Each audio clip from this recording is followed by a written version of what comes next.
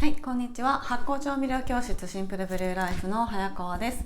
いつもご視聴いただきましてありがとうございます。今日はですね、ちょっとお酒のお話をしていこうかなと思っておりまして、これまでにですね、いろんな調味料のお話、砂糖だったり、お塩だったり、お醤油とか、味噌とかですね、お酢とか、そういう話をいろいろしてきたわけなんですけれども、その和食を作るにあたって必要になる調味料のうちにお酒っていうのももちろんありますよね。で、今回はその調味料としての、日本酒、お酒、っていうところのお話をですね、していこうかなと思います。ということで、日本酒、お酒っていうのはですね、もちろん、発酵食でありますし、調味料であるという、ものなんですけれども、まずですね、その飲むための日本酒と料理をする時に使う日本酒っていうのは、ちょっと少し、違うといったところのお話からしていこうかなと思います。で、ですね、そのよく売られている料理酒っていうのがあると思うんですけども、その料理酒っていうものとじゃあ日本酒ってどう違うのといったところですね、そういったところから解説をしていこうと思うんですけれども、結構その料理の時に日本酒、和食を作る時にですね、料理酒を使うって方も多いのじゃないかなと思っています。手軽ですし、料理酒って書いてあるから、料理に使うんだろうなみたいな感覚で、料理酒をですね、普段から使用されている方っていうのはいるかもしれないんですけれども、ちょっと根本的なところでですね、料理酒って何なのかっていうところをお話ししようと思います。で、よく料理本、レシピ本ですね、そういったものに、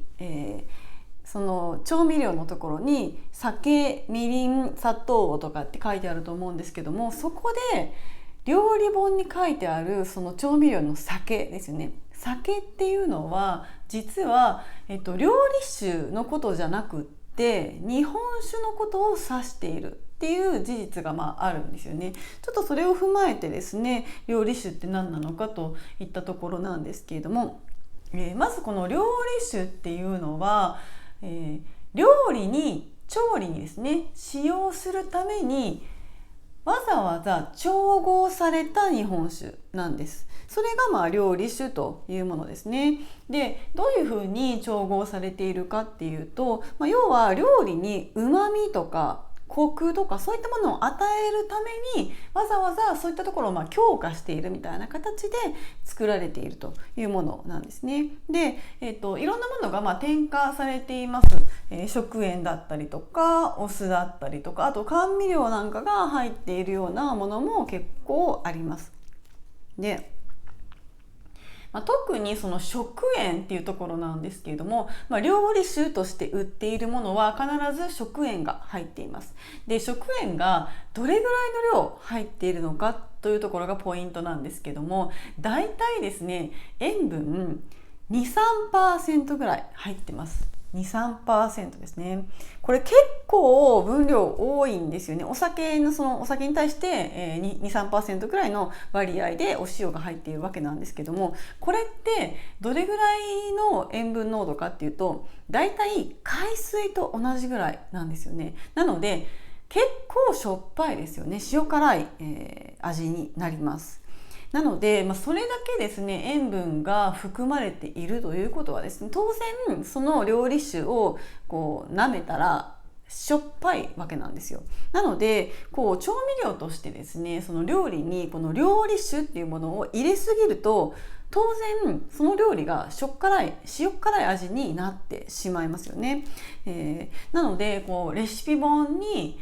酒大さじ1とかって書いてあった場合ですね、それが例えばですね、料理酒大さじ1って書いてある場合、あんまりないですけど、料理酒大さじ1って書いてある場合は、そのまま大さじ1の料理酒を入れてもいいんですけれども、そうじゃなくて酒大さじ1っていうふうに書かれている場合に、料理酒をその分同じ分量を使ってしまうと、味的にはしょっぱくなっちゃう、最終的な仕上がりの味がそのレシピ通りにいかないということになってしまうわけなんですよね。なのでレシピ本に酒っていうふうに書かれている場合は、日本酒を使わなければいけないんですけども、その代わりに、料理酒しかないから料理酒を使いますよっていう場合はですね、若干その量を調整しなければいけないということが起きてきます。要は塩分をですね、他の調味料でちょっと調整していくということが必要になってくるわけなんですよね。そこがですね、あまり知られていないというか、知らない方が多いんじゃないかなというふうに思います。なので、料理酒を使うときは塩分濃度が高いというか、塩分が入っているんだよということをですね、気をつけていただきたいなといったところですね。で、じゃあなぜ料理酒には食塩が添加されているのかというところなんですけれども、それがですね、その理由は、要はこの酒税法の、酒税の対象外にするための措置ということなんですよね。やはりですね、日本酒はお酒でアルコール度数がありますので、当然酒税法の対象になります。要は、税金がかかるということですね。なんですけれども、その日本酒にですね、塩分を入れることによって塩を入れることによって飲用不可にしているわけですね。日本酒って普通に飲んでアルコールお酒として飲みますけれども、そこにお塩を入れると、まずくて飲めないわけですよね。で、まずくて飲めないので、これは飲む用のお酒アルコールではないですよっていうふうに、酒税法の対象から外すために食塩を入れて飲用不可ですということにしているというわけです。で、そうすることによって、酒税の対象外になりますので、その分お値段安く販売することができるというわけなんですね。なので、料理酒って結構お安い値段で売っていますし、要はお酒を販売できる免許がなくても、料理酒っていうのを販売することができます。はい。で、もちろんですね、スーパーとかって今はもちろんどこのスーパーでもこのお酒を販売する許可を得ているところばかりなので、もちろん日本酒も置いてありますし、料理酒も置いてあるんですけども、日本酒が置いてあるのはもちろんお酒の棚ですよね。お酒がいっぱい置いてある棚なんですけども、料理酒が置いてある棚はお酒の棚ではなくて調味料の棚に置いてあります。他のお塩とかお酢とか、そういった、みりん、とかですね、みりんもちょっと違うんですけども、そういったところに、置かれているということになります。ということで、料理酒っていうのは、お塩がいっぱい入っているので、安く購入できますけれども、その分、ちょっとですね、塩分が入っているので料理に使うときには注意が必要ということになります。で、料理にちょっと結論を先に言うと、料理におすすめなのは料理酒ではなくて、純米酒なんですよね。添加物とか、こういったですね、いろんな添加物が全く入っていない純米酒っていうのがおすすめなんですけども、この料理酒じゃなくって料理用の清酒っていうものも、存在します。で、これもですね、料理酒に比べたらいいんですけれども、こちらはですね、どういうものかっていうと、料理酒みたいにいろんなこういう食塩とかっていう添加物は入っていなくって、料理向きにしてある日本酒ということが、言えるわけなんですね。で、食塩入ってないので酒税の、対象にこちらはなります。なので料理用って書いてあるんだけど、清酒ですよっていうふうに言っていますので、アルコールは、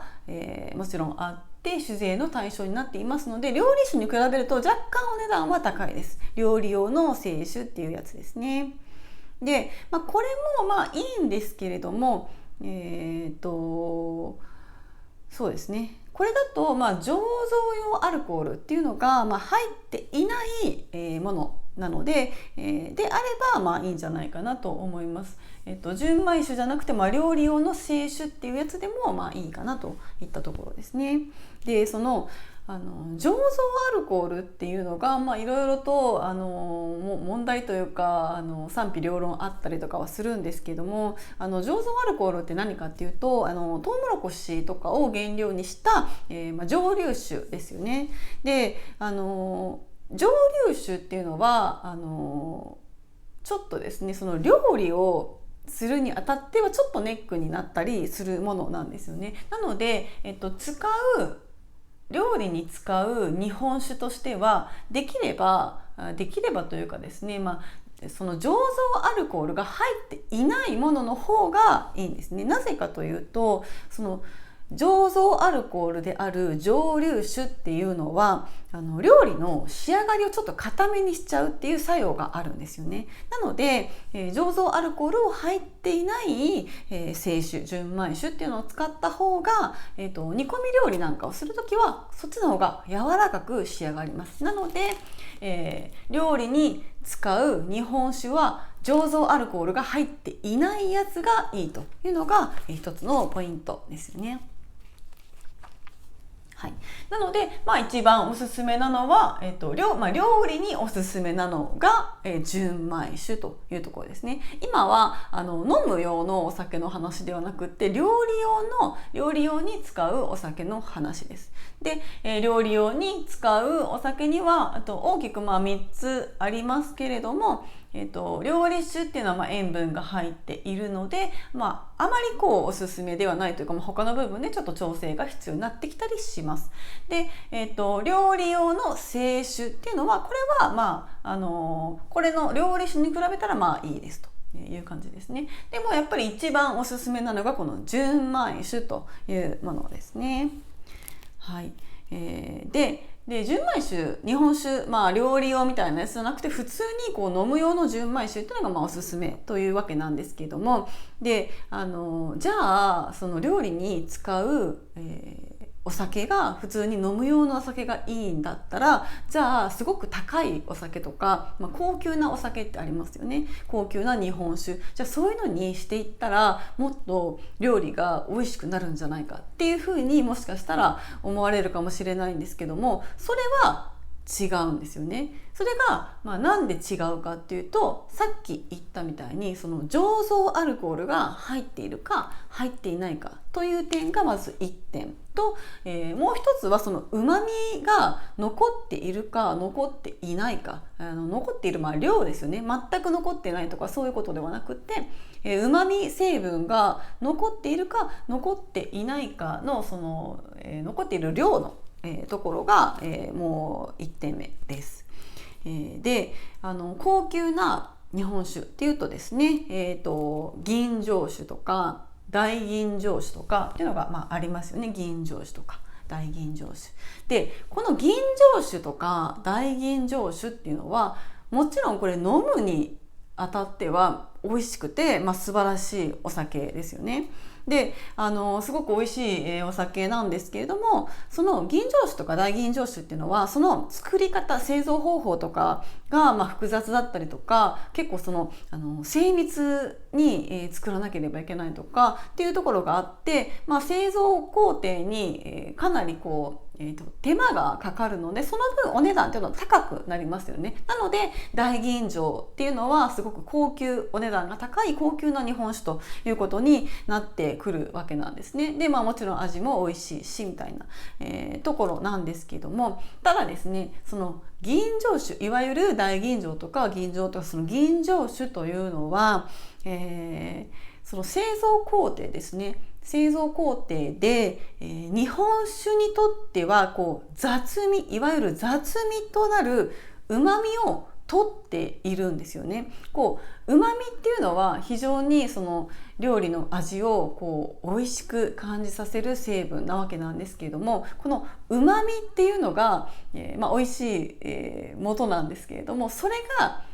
日本酒に限っては実はその旨味っていう成分が雑味っていう風に呼ばれるんですよね。なのでその雑味を削っていっで、その要は旨味を削っていくっていう過程をこうしていくわけなんですね。それがより削ったものが吟醸酒、もっと削ったものが大吟醸酒みたいな、ざっくり言うとですね、そういった感じなんですけれども、その吟醸酒っていうのは、日本酒にとってこう雑味となる旨味を取るためにですね、その原料のお米のこの外側にこの旨味がありますので、そのお米をどんどん削っていく、すっごいこのちっちゃい米粒をですね、精密な機械とかを使ってすごい細かくちっちゃく、削っていくわけなんですね。でその米をちっちゃいこの米粒一個一個をですね、こう削っていく、ことをですね、その削っていく、部合ですねのことを、精米部合というふうに言いますけれども、たくさん、削ると、精米部合が高いとか精米部合が低いとか言いますけれども、そうすることでその旨味イコール雑味のところを削ってより削っていくことで日本酒っていうのは美味しくなっていくわけなんですけれども、料理に使うとなると、それが逆なんですよね。話はちょっと別になってくると、美味しい日本酒として飲む場合はそのお米の外側の旨味っていうところを削っていくといいんですけれども、料理に使う場合は実はその旨味の部分がですねあった方がいいわけなんですよね。なので、その大吟醸みたいな高級なお酒をですね料理に使うとどういうことになるかっていうと、今言ったようにその旨味を料理に添加するっていう、その料理に使う場合の調味料としての酒の役割を減らしてしまうと、役割が果たせなくなってしまうということになるわけなんですよね。なので、そういった点でその旨味がこうですね残っている純米酒を使った方が料理にはいいですよということになります。でまたですね、やっぱりその大吟醸酒っていうのは先ほど言った醸造アルコールが入っているものが結構多いです。なので、醸造アルコールが入っていると煮込み料理なんかをするときに仕上がりがちょっと硬くなってしまう、その蒸留酒の働きでですね硬くなってしまうということがありますので、その点も入れるとですね、やはり吟醸酒とか大吟醸酒みたいな高級なお酒を料理に使うのはあまり向いていないということになります。はい、なので、料理に使うお酒、調味料としてのお酒には、この純米酒が一番おすすめですよという結論になります。はい、というわけでですね、今日はその料理酒、料理に使うお酒ってどれが一番いいのか、料理酒って何なのかと、日本酒とその料理酒の違いですね、そういったところをお話し、してきました。で、次回またですねその日本酒についての、料理のお話をしていこうと思っていて、その日本酒が、料理にその調味料として使われた場合にその料理にどういった、調理効果が期待できるのかですね、そういったところを解説していこうかなと思います。はい、ということで今日は以上となります。最後までご視聴いただきましてありがとうございます。また次回の動画でお会いしましょう。さようなら。